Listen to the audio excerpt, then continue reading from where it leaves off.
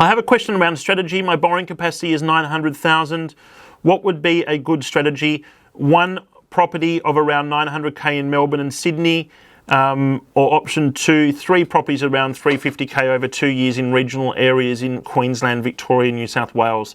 Look, for me, the way that I answer these conversations is you have to look at what is providing the strongest opportunities as of right now and do what is best for today, because if in the next 6 or 12 months you can make the strongest returns in property in the country, you're able to reuse that again and move into it. So if you were to ask me this question, when Sydney and Melbourne were providing the strongest 6 to 12 month growth profiles in the country, then I would say buy one Sydney property. And obviously that's coming down to serviceability and your own requirements, your own preferences, etc. But, you know, that potentially would be the best way to allocate $900,000 in capital for the strongest returns.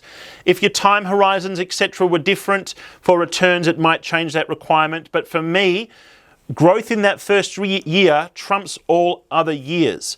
Right as of now, the strongest growth opportunities in the country are around that 350 to 500 price point.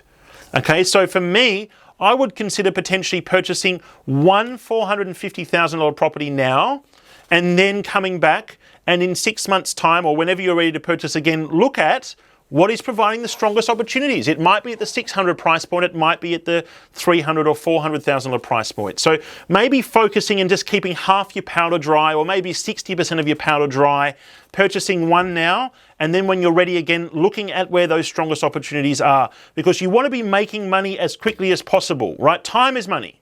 When you can earn a return on your investment earlier rather than later, it's always favourable. So hopefully that, also probably on that as well, we saw before the actual optimum price point at the moment is 510,000.